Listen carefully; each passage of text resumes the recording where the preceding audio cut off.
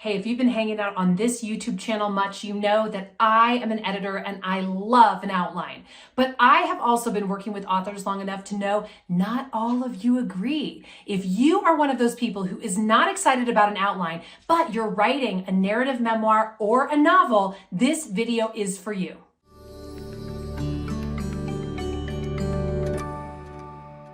My name's Kelly Notaras. I'm the founder of KN Literary Arts. We are your one-stop shop getting you from wherever you are to having a book in your hand. So please visit us at knliterary.com. I also bring all of my almost 25 years of publishing wisdom to this YouTube channel. So please click the subscribe button and hit that little bell icon so you never miss a video. This video is one that I've been wanting to bring you for a very long time because even though I've edited quite a few novels and a ton of memoir in my day, narrative books are not what I do most. Most of the time, I'm working on either prescriptive nonfiction or what we call teaching memoir, which is really geared toward helping the reader do something they want to do in their life. But a lot of the clients that we get at KN Literary are novelists, fiction writers. Maybe you're writing a middle grade children's book, or maybe you're writing your story. These are narrative-based genres, and they also need outlines, even though people don't love hearing that. Now, at the same time, I have known that there are certain authors out there who are able to write narratives without the use of a memoir. In fact, who find it somehow confining to pre-decide what they're going to be putting in each of the turning points of the book. They want the characters to come to those conclusions. Or when they're writing their story, they want to let whatever scenes from their life come through that are inspired in the moment versus choosing in advance. Okay, while I am a planner, and for me that sounds terrifying, I know that there are a lot of you out there who feel that way. And that is why I'm so excited to be bringing you my friend, Rebecca Thorne. So Rebecca is a novelist. She is also a self-described pantser. And if you want to know what that is, you've got to watch this video. And she is going to teach us her tried and true methodology that has helped her write so many books and that she's taught to so many people on her TikTok channel and other social media. In fact, that is how I found Rebecca. I found her on TikTok. There you go. As soon as I saw her video about what we're going to talk about today, I knew I had to reach out to her and get her here for an interview. And so that is what I'm bringing to you today. So before I bring her on, let me tell you a little bit about her. So Rebecca Thorne is an author of all things fantasy, sci-fi, and romantic. She thrives on deadlines, averages 2,700 words a day, and tries to write at least 3 books a year. She also might be a little hyper-focused ADHD, she says.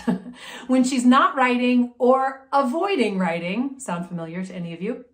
Rebecca can be found traveling the country as a flight attendant or doing her best impression of a granola girl hermit with her 2 dogs. So with that, I'm going to bring you what I think is one of the most important videos I'm going to make this year, this interview with the wonderful Rebecca Thorne.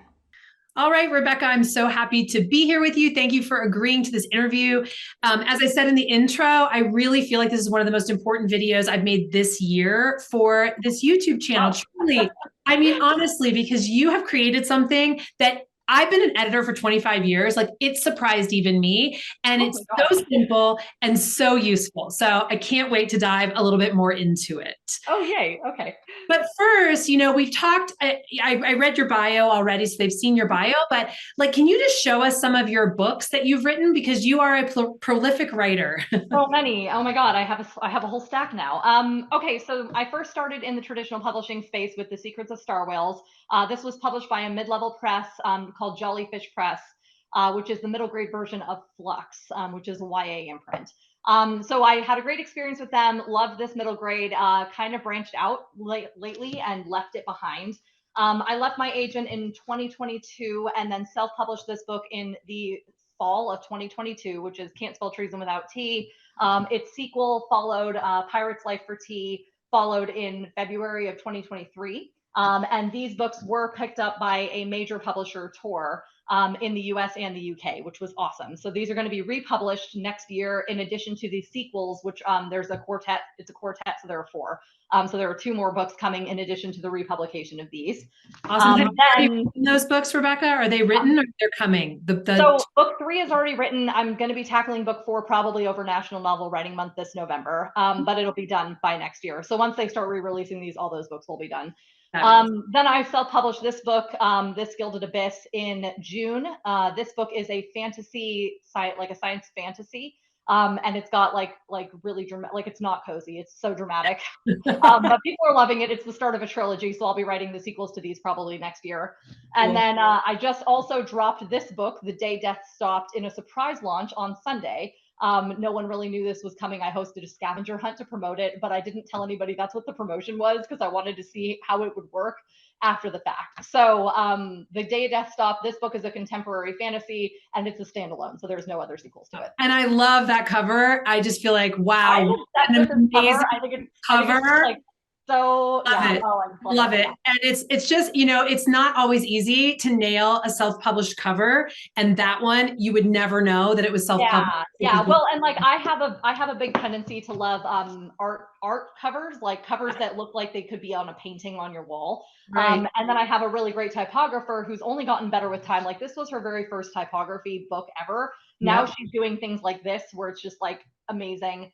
And she actually designed the back cover of this book, gorgeous. which I adore as well. But the artist did the typography here.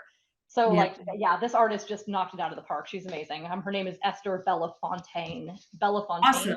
Esther Bellafontaine. We'll put her link in down below. Well, and make sure you add Amphi too. Amphi Studio. She actually does typography for indie authors. So like if anyone's looking for an actual typographist to take like amazing covers and make them book worthy, she's the best. So cool. Love it so much.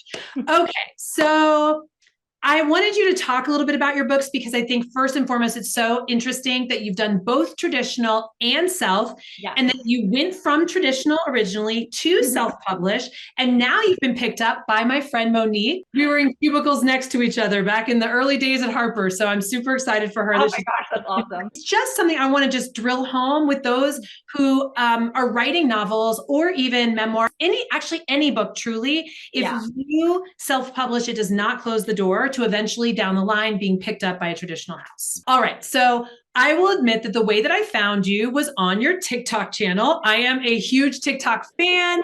And I usually, funny enough, I don't really follow that many writers. I don't get much on Book Talk because my whole day is books. And so at night, I'm more like cute dogs and watercolor painting. Anyway, but you snuck into my feed. And as soon as I saw your video, I was like, thank you, TikTok gods. This is such an important piece of information. There are so many writers that, and I know you just do fiction, but we also do a lot of memoir, but still it's all a story. It's all a narrative. And they get a little wilted when I tell them I want them to write an outline. And so you said something about that in that video that I loved, which is that you are a pantser. So can you please explain to us what a pantser is? So there's two, they kind of came about with National Novel Writing Month like a decade and a half ago, the pantser and the plotter, right? But there are people in the middle who are hybrid authors, and there are people in the middle who are plantsers, P-L-A-N-T-S-E-R. So they're not plotters, they're not pantsers. Pantsers are people who, they thrive on the creative process. They write by the seat of their pants. They want to experience the story as they're writing it because they feel like that makes the emotions inside it more authentic. Then there's the plotters who cannot, they can't see the forest for the trees. Like they need to be able to know what path they're taking through the story, or they can't get excited about the plot. And I found myself, I started as a pantser and I've always been a pantser. And I found myself moving into the planter phase right in the middle because I was so sick and tired of rewriting my book over and over and over again. Like my first drafts were so bad and I would have so many plot holes in them, and like the characters wouldn't react in normal ways. They weren't doing things logically because I was trying to shove them into what I wanted them to be rather than what they needed to be, because I didn't have any direction about where I was going. So I was just like, well, this sounds fun. And then I'd be like, oh shit, I just put them in a corner and now I can't get them out again. So yeah, so I say I created, I want to preface by saying I didn't create this in a vacuum. Yes. I think that there's like I started, by reading every craft book that I could in Barnes and Noble. So I learned all about plot structure before I ever even came up with this idea. And I say I came up with this idea because there have been other people I found that had it as well, but I didn't know them or Yes. that they had that independently. So like it's not my idea by any means. I'm rewinding there by that. Like I said that in that video, it's not true. Okay. I started with Save the Cat. I read My Story Can Beat Up Your Story. Both of those had very heavy influences in Got structuring this plot. it. But then the snowflake method was my other big inspiration because like that was a very easy way to start where, like when you're drawing a snowflake, you don't start with like the entire design. You start with the triangle and then you draw like an upside down triangle and then you add a couple more triangles on it, and eventually it looks really complicated, but it starts simple. And Mm, that's what the snowflake method is. So I started simple by doing, the first 3 steps of the snowflake method into the like the 1 paragraph summary. So it ends up being 5 sentences, and I use those 5 sentences to plot my entire book. And I say plot because like I have those 5 sentences and then I just start writing.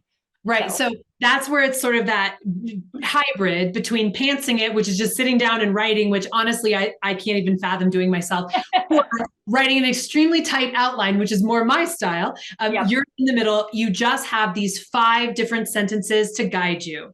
5 And sentences. you have a lovely homegrown diagram to show us. So this is my 5 sentence method, and I put the, oh my God, can I figure out how to You're angle it? good. It's perfect. And I put the kind of way that a plot typically progresses on the top end, but again, it doesn't really matter because there's a lot of ways a plot can progress. The important part is this part here with the 5 sentences. So I tie percentages to each of my sentences, and I know that I need to hit those percentages inside my word count by the time I get to that portion of the plot. So as you can see, Act 1 is 25% of the plot, Act 2 is 50% of the plot, and Act 3 is another 25% of the plot. So when you go through Acts 1, 2, and 3, you know that by the time you hit the 25% mark, they need to be going on some kind of journey, right? Like the hero's journey. And then there's a midpoint reversal at the 50% mark where everything you thought you knew changed. And then you know that by the 75% mark, it's the point of no return. They can't turn around and go back to where they were before. And Act 3 has to start and it just tumbles down a mountainside from that point on. So with this type of progression, I'm able to plot out my 1, 2, 3, 4, 5 sentences based off the 5%, 25%, 50%, 75% mark, and 95% mark of the book. And that is all I need to know exactly where my characters need to physically be before I start writing. And everything else in between, like there's a lot of middle ground in the middle where I still get to pants anything I want, as Right. long as I am following that 1 sentence guideline. And the 1 sentence guideline can be as simple as, like in this book, the 50% mark was dragons attack.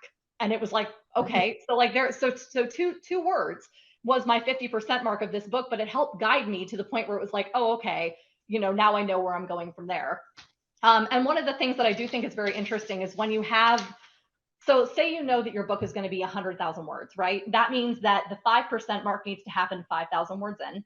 The 25% mark needs to happen 25,000 words in. If the 25% mark happens 40,000 words in, you know immediately that your beginning is lagging and people are going to say it's slow.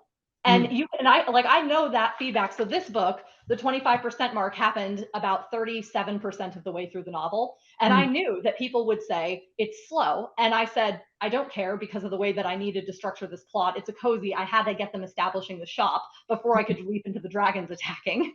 But I knew that would be a complaint when I published this book. And that was true. If you look at my Goodreads, people will say the beginning's a little slow. And so like it was no surprise to me when I wrote it. I said they're going to say the beginning is slow, and I went with it anyway because I didn't care, and I still don't, Yeah. but it is something very unique with these percentage marks where you're able to see exactly how you want these things to progress and whether or not you're going to have your pacing on point if they don't progress that way. Totally. So Can you just give us a little note about each one of those different 5 points? So, like yeah. Well, what kinds of things might we see in an intro? What kinds of things might we see in Adventure Time? Yeah. So I've got the intro. So the intro is at the 5% mark. This is the point where you've introduced the plot. So ideally, you don't start your characters in a vacuum. You always have to give a little bit of background. I like to use Pixar movies as an example when I'm explaining these plot progressions. So think about like The Incredibles. They start with the wedding, so that you have context for when when he gets back into being a hero at the 5% mark of that movie, right? Like he gets an interesting notice at the beginning of that movie that's like, hey, we want you to get back into being a hero, but we Mhm. know why that's important because they started with the wedding. Got it. So I think that that's a really great way to lead in. So the 5% mark, 5,000 words into the book, you should have some kind of call to action that gets them the inciting incident, right? Like gets them into the point. Yep. The 25% mark, in between the 5 and the 25% mark, the character is usually not happy to do what is going to be happening. They usually are trying to dig their heels in. They want to keep the status quo because it's easy. And then at the 25% mark, something happens that basically is like, you can't stay here anymore. Like something, you gotta move on. Mm. So then they go into Adventure Time, which is, the midpoint journey, right? Like they're in the new world. They've gone through the portal. They're trying to figure out what this new life looks like for them. So the 25% mark to the 50% mark is them kind of figuring out how the rules of this new world work. Mm. And then the 50% mark is what is my favorite part of any book, and it turns everything on its head. So everything you thought you knew up to the 50% mark gets completely reversed. So if you thought that the good guy was the bad guy, you learn at the 50% mark that the bad guy is actually the good guy, kind of Mm. thing. Mhm. And how that looks can be different for every book. And that, I think, is where most authors can get really creative, which is why I love midpoint reversals, because I think that if you do it well, you can be like, oh shit, I had no idea this was coming. Then the 75% mark, between the 50% mark and the 75% mark, they're trying to stop the problem, but they're also reeling from the discoveries that they had in the 50% mark. By the Mm. 75% mark, whatever they've set in motion cannot be stopped. So whatever caused them to leave at the 5% mark and do that inciting incident, that is where they're going downhill from there at that point, Mm. from the 75% mark on. And then the 95% mark is the wrap up, right? So like everything is resolved. We know exactly how the book is going to end. There's no Mm. questions about what that ending scene will look like. And again, it could be as simple as, 2 words, the dragon's attacked, or it could be as, Right. as complex as you want it to be, depending on what information you need to plant ahead of time. Mhm. Um, so that is usually how I do my 5 sentences. With those 5 sentences, you can pretty much get any kind of plot set up, and you know exactly where you're going to go, and you know exactly what beats and what word count goals you need to hit those points at the right time. Yeah. So yeah, I always recommend looking up genre conventions, so that you know roughly what the expected word count of your genre is. Because like if you're going to write a middle grade, you're not going to want it to be 150,000 words long. Right. But if you're gonna, but you can Google, word count genres, and they'll give you a rough like, oh, YA is 80,000 to 100,000 words, Yep. fantasy maybe longer, and then you kind of figure out your word count goals from there. So Yep. I love that. And, I want to just talk for a moment about memoir, because so many of our writers are writing memoir. And I know that's not your specialty, but everything you just plotted for us, I believe can work for memoir, because you can't include every single thing that happened in your life. You have to pick and choose what yeah, thread you're going to be taking through, which is probably the same in a novel. You can come up yeah, with 1,000 ideas for these characters, but but you you have have to think about what you want to say.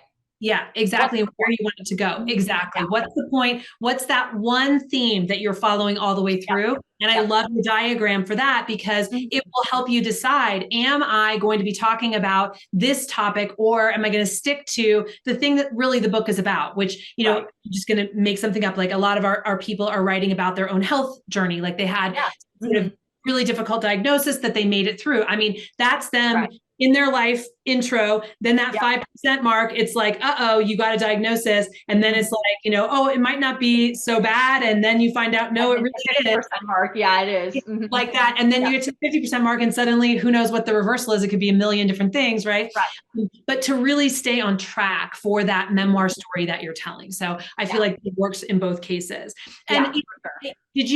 would you say that three act structure, did that come out of kind of the screenwriting world for you, or is that something that's always been in I the mean, writing the world? 3 act structure has been used as long as people have been writing, Right, especially in right. the Western world. Like in the Eastern, stories, you typically see more slice of life plot lines. Like it's not clearly defined like an Odyssey where it's like Act 1, Act 2, Act 3. Right. Yeah. Um, But so I do want to, preface by saying like the Act 3 structure is not the end all be all. It's just a guideline that most of us expect here in the Western world.